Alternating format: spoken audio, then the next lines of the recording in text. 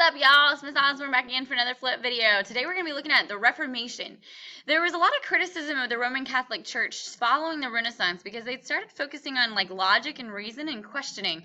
Catholics recognized the need for reform in the church, and they worked to turn back the tide of Protestantism that had kind of taken a toll on the Catholic Church as a whole. Why did Martin Luther challenge the Catholic Church, and what reforms were made in the Catholic Church in response to the Protestant Reformation? Golden Hawk historians will analyze the reasons for the Protestant Reformation and the effects of the Renaissance society, and evaluate the success of Luther's efforts at reform in the Catholic response. While you're watching, make sure that you're taking notes in either Cornell or outline format as we talked about in class.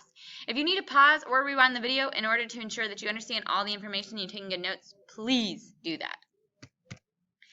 The Roman Catholic Church had gained a lot of power and wealth in Europe over the centuries, especially through the Renaissance as well, because the church had started to tax people in order to make sure that they were getting the art that the Renaissance was known for.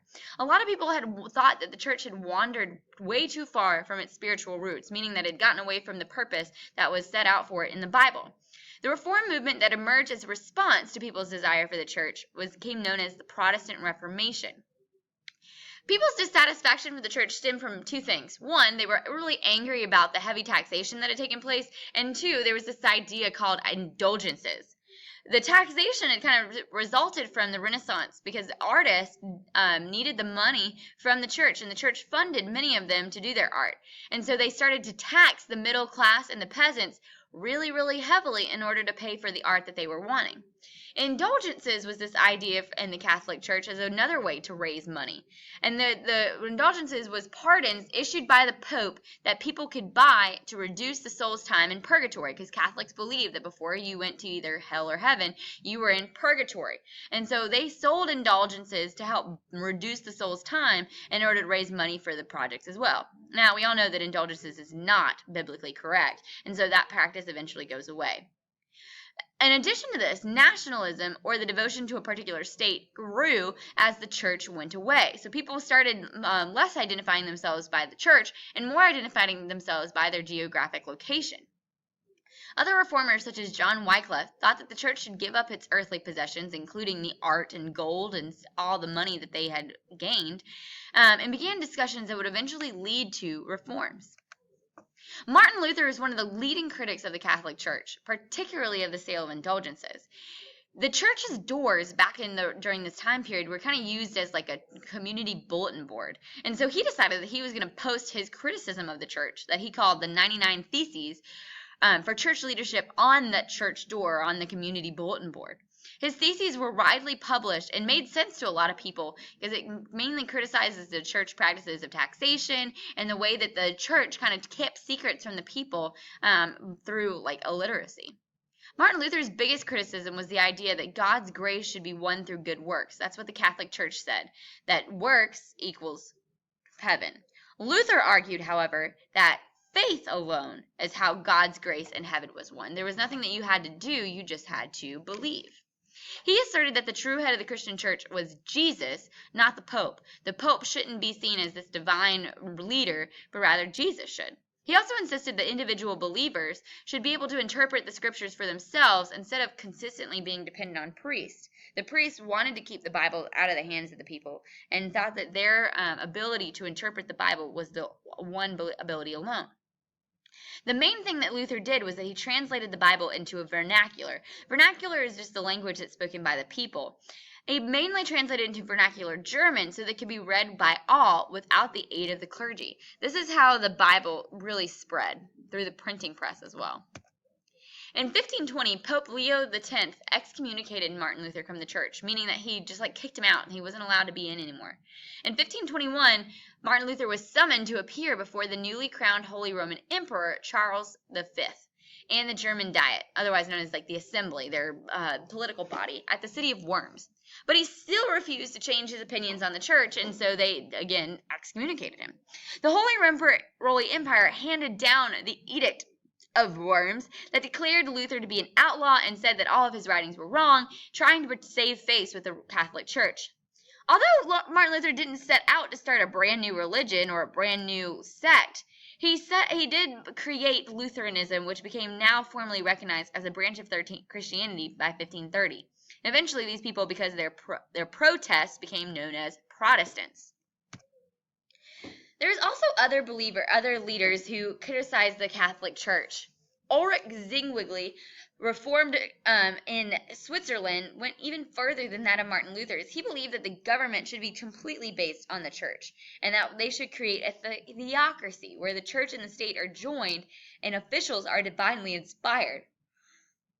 Many opposed him, including Martin Luther. John Calvin was influenced by the humanist ideas of the Renaissance. He preached this idea of predestination, or that God pretty much knows who's going to be saved even before people are born. Nothing you can then do during your life can change your predestined end. He viewed people's nature as sinful. Again, that focused on humanism, that human nature. And there were strict laws that he enacted within his society that regulated people's behavior. John Knox in the UK became the spokesman for the Protestantism in Scotland, and his church structure laid the foundation for the Presbyterian denomination that formed later. The Anabaptists insisted that baptism shouldn't happen until adulthood, and instead they started rebaptizing adults, which was actually against the law and punishable by death back then. It's kind of where we get the Baptist church from. Henry VIII became King of England in 1509, and he was deeply critical of Martin Luther when he had been a part of the Catholic Church. But in 1525, his wife only birthed him one child, a female, and he needed a male heir. He decided to have the marriage annulled, otherwise known as like a divorce, declared invalid based on church laws, so that he could marry again. The Pope offered him a lot of solutions, but he said, we're not going to annul this marriage, you're married to this woman. Because in the Catholic faith, if you get married, you're married. Henry VIII summoned Parliament and petitioned that they approve an order that would remove the English from the authority of the Pope, meaning that they didn't want to be under church authority anymore. And so they made an edict saying that he would become the head of the Church of England. He closed all the Catholic monasteries and distributed the Catholic land to the nobles, trying to gain support for the new church. He then went on to get permission from Parliament for his divorce and went on to have 6 other wives, one of which gave him a male heir, Edward VI. But Edward died before the age of 16, and so Henry VIII's daughter Mary became the Queen of England. Mary returned England to the authority of the Pope and became a Catholic state once more. After she died, Mary's half-sister Elizabeth became queen and restored the Church of England. So England kind of sees this back and forth between Protestantism and Catholicism. Some Catholics had been working, even before Martin Luther, to reform the church through a series of reforms that became known as the Counter-Reformation and counter to the Protestant Reformation, or otherwise known as the Catholic Reformation. A lot of the criticism that they faced were about finances, like the taxes that they had and the financial abuses of the church on the common people. The Jesuits were led by Ignatius of Loyola, and they emphasized obedience to the church and education to combat the Protestant Reformation, because a lot of people viewed Protestantism as being disobedient to the church and to God. The Catholic Council of Trent met to examine the criticism of Protestants and kind of use them as a guide for where their reforms were going to go. And they helped them to refine some of the Catholic teachings so that they could make sure that the reforms went along with what people were criticizing. The reforms that they issued focused on the corruption amongst the clergy, and it also required that the priests now become trained at a central location. And it also ended the sale of indulgences that the Protestants, especially Martin Luther, had been so critical of. The council overall rejected the Protestant beliefs that individuals were in charge of their own destiny. They really wanted to emphasize the role of the Pope and the priests within the church.